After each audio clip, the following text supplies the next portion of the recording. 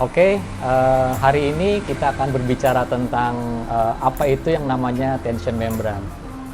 Tension membran adalah material yang biasa digunakan oleh para praktisi bangunan karena fitur dari fleksibilitasnya itu sendiri. Banyak pertanyaan dari para arsitek ke saya tentang apa itu sebenarnya nama untuk generalnya dari tension membran. Ada yang mengatakan kalau fleksibel kanopi membran, ada yang bilang atap membran, ada yang bilang tension membran. Cuma secara generik yang paling umum diketahui orang adalah fleksibel composite membran.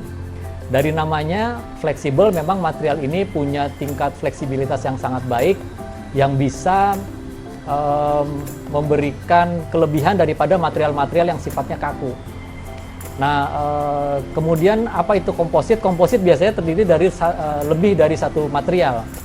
Nah, di dalam material membran itu sendiri terdapat tulangan. Tulangan itu fungsinya adalah membuat supaya membran dalam keadaan stabil. Bahannya dari si tulangan tersebut adalah polyester.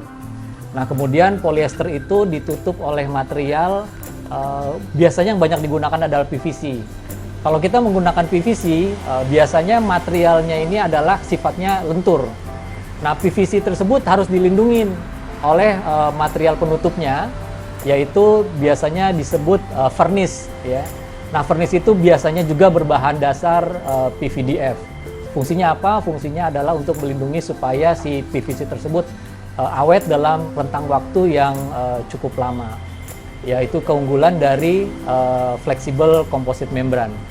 Nah, kalau kita berbicara tentang keunggulan dari flexible composite membran itu sendiri, ada 3 hal yang perlu di-highlight.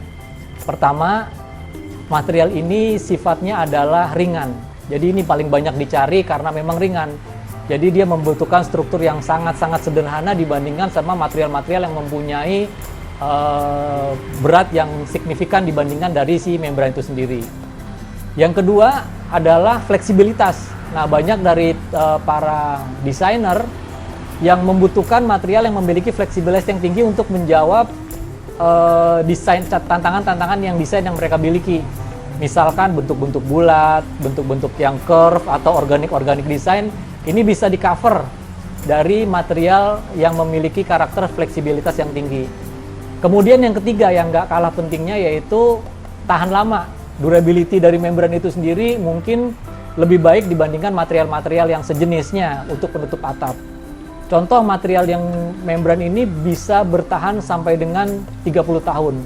Ini merupakan sebuah kecanggihan dari teknologi si membran untuk menutup bangunan-bangunan yang membutuhkan durability yang tinggi seperti stadion, atap-atap bentang besar, pergudangan, dan lainnya.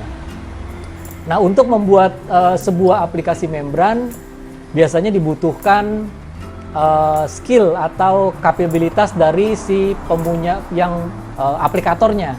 Ya, aplikator dari membran itu sendiri harus memiliki kemampuan, pengalaman, dan alat bantu terutama yang menunjang supaya membran itu bisa diaplikasi dengan baik.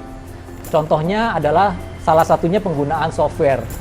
Software ini penting sekali ya untuk aplikasi membran.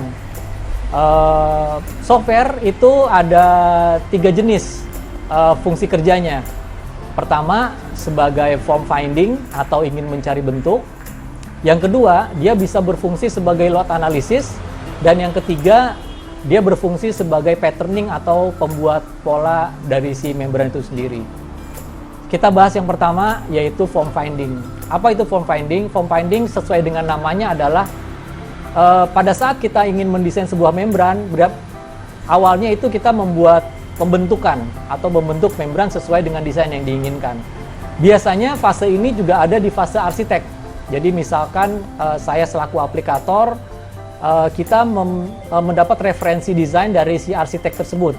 Jadi arsitek mengatakan saya punya bentuk dan tolong bentuk ini diterjemahkan. Nah, bentuk yang diterjemahkan dari arsitek biasanya yang kita minta filenya itu 3D, bisa dari SketchUp atau dari CAD. Itu kita pindahkan ke software kita untuk disempurnakan. Bagaimana pembentukannya, bagaimana bentuk curving-curvingnya itu lebih disempurnakan. Setelah masuk di form finding selesai digarap, berikutnya yang nggak kalah pentingnya adalah di tahap kedua, yaitu load analysis. Jadi kita menganalisa beban. Karena kita berada di zona dua musim, yaitu cuma ada hujan dan panas, maka beban yang dihitung cuma dua secara garis besar, yaitu angin dan hujan. Nah, angin itu biasanya kita menghitung mendapatkan sumber dari BMKG. Jadi misalkan saya menganalisis angin di area, let's say area pantai, maka saya akan mencari data di BMKG 5 tahun terakhir, angin di situ seperti apa sih yang paling tinggi trennya. Nah, dari situ kita akan mendapatkan sumber dan kita akan input semua data itu ke software untuk mengetahui tren angin yang paling ekstrim di 5 tahun terakhir. Setelah kita berbicara tentang load analysis, setelah selesai semuanya dibuat, didapatkan strukturnya, kemudian kita masuk ke arah patterning.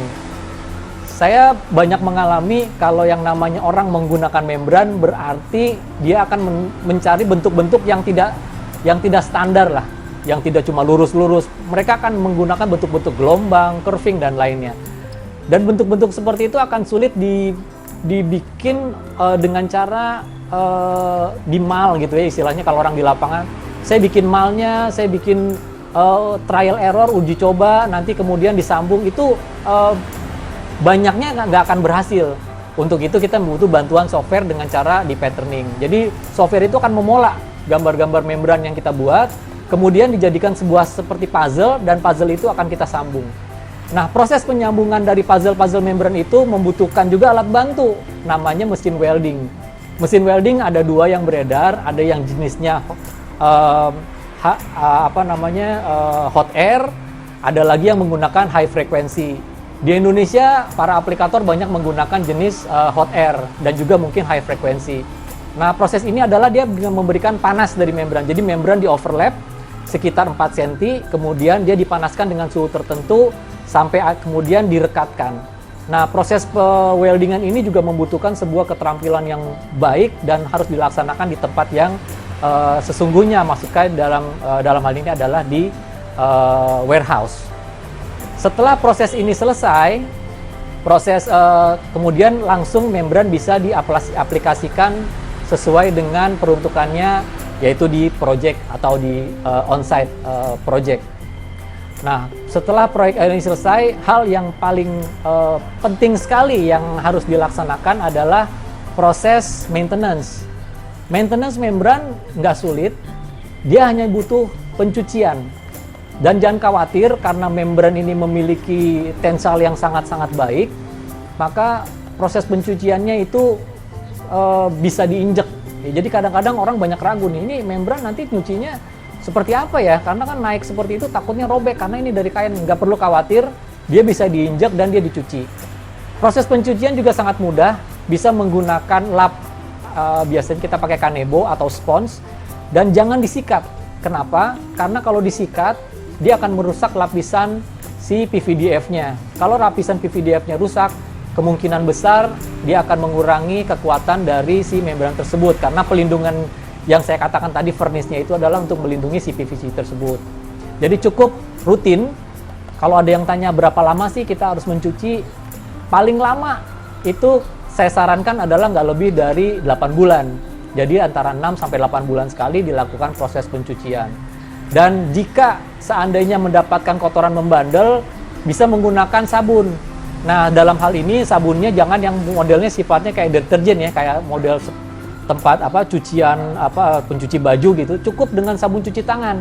Jadi sabun cuci tangan yang kita gunakan itu kan nggak menimbulkan reaksi apapun di tangan. Jadi setelah kita cuci tangan nggak akan terasa panas. Nah, itulah yang benar materialnya yang digunakan untuk mencuci membran. Jadi kurang lebih seperti itu cara handling membran. Saya udah berbicara tentang kelebihan apa itu membran, kemudian bagaimana cara aplikasi. Mungkin harus ada yang tahu sebenarnya apa sih kekurangan dari membran ini, atau hal-hal apa yang perlu diperhatikan jika dalam pengaplikasian membran. Yang paling utama, membran ini sangat anti terhadap benda tajam. Jadi jangan sekali-sekali berkompromi dengan yang namanya benda-benda tajam, karena dia akan sobek, dan ini nggak ada toleransinya. Begitu sobek ya memang harus diganti. Dan bagaimana cara penggantiannya? Cara penggantiannya cukup di modul yang area sobek aja. Jadi biasanya kita membuat patterning tadi, nah hanya di patterning yang tempat sobeknya itu aja yang kita ganti. Ya, jadi kendala membran yang paling utama adalah dia sangat tidak toleransi terhadap benda tajam. Bagaimana terhadap api, terhadap kebakaran? Ya, memang dia masih termasuk kategori yang terbakar tapi tidak merambat. Jadi sebisa mungkin membran dijauhkan dari hal-hal yang bisa mengakibatkan dia terbakar. Kurang lebih seperti itu. Untuk varian membran itu sendiri lumayan banyak yang beredar. Yang paling banyak digunakan, penggunaan membran yang paling banyak digunakan itu adalah di aplikasi atap. Biasanya dia digunakan sebagai bahan penutup atap. Keunggulannya dari bahan penutup atap menggunakan membran ini adalah pertama dari bentuk yang saya bicarakan tadi, dan kemudian kemampuan menahan panasnya lebih baik dibandingkan dengan metal. Kemudian ada juga aplikasi yang lain yang mungkin kurang familiar, yaitu fasad. Untuk fasad sendiri, membran biasanya memiliki karakteristik yang jenis perforated fasad. Perforated fasad ini biasanya diaplikasikan sebagai secondary skin. Jadi misalkan rekan-rekan arsitek udah punya bangunan yang kulitnya kaca, terus kemudian agak sedikit kurang merasa nyaman karena terlalu panas atau privasinya agak kurang, nah bisa menggunakan material membran ini sebagai aplikasi fasad. Selain dia bisa menambah estetik, dia juga bisa memberikan kontrol panas yang lumayan baik. Dia bisa ngeblok panas sampai dengan 78% menurut penelitiannya. Jadi jangan ragu-ragu untuk aplikasi fasad menggunakan perforated fasad membran. Kemudian yang berikutnya itu adalah penggunaan sebagai akustik. Jadi akustik membran ini sudah semakin populer. Kenapa? Karena memang aplikasinya itu sangat ringan dan memiliki kemampuan absorpsi suara sampai dengan 60%. Jadi material ini juga menjadi banyak pilihan di kalangan arsitek. Selain dia bisa berfungsi sebagai estetik, dia juga bisa berfungsi sebagai sound absorption yang memiliki nilai noise reduction coefficient atau NRC bisa mencapai lebih dari 60%, yang dimana sangat baik untuk aplikasi akustik. Selain itu, dia juga memiliki kemampuan penahan panas, ya. Selain akustik juga memiliki kemampuan penahan panas yang sangat baik. Karena materialnya ringan, dia juga bisa menggunakan sistem motorized, ya. Jadi motorized misalkan kayak stadion mau buka tutup, di roll, digulung, dia nggak akan ada masalah karena kemampuan material yang sangat fleksibel. Di lain dari tiga hal tersebut, penutup atap, fasad, dan akustik, dia juga banyak digunakan sebagai layar pada kapal. Bisa digunakan sebagai military. Sekarang juga sudah banyak digunakan sebagai military karena kemampuan penahan infrarednya yang sangat baik. Ya, jadi di Eropa sendiri sangat maju sekali penggunaan bahan membran sebagai atribut-atribut militer. Di masa pandemik sekarang ini, membran juga sudah mengeluarkan varian yang antivirus. Jadi itu juga merupakan sebuah pilihan, ya. Concern kita terhadap menjaga supaya virus tidak terjadi penyebaran yang signifikan. Jadi banyak sekali sebenarnya aplikasi-aplikasi membran yang bisa diterapkan di kehidupan kita sehari-hari. Oke, demikianlah penjelasan saya tentang apa itu flexible composite membran. Semoga penjelasan ini bisa bermanfaat untuk rekan-rekan yang ingin mengetahui tentang membran atau ingin mendalami tentang apa itu membran. Semoga bisa berguna dan YouTube ini bisa dipakai sebagai referensi untuk para aplikator membran ataupun para rekan arsitek yang ingin mengetahui tentang membran. Terima kasih.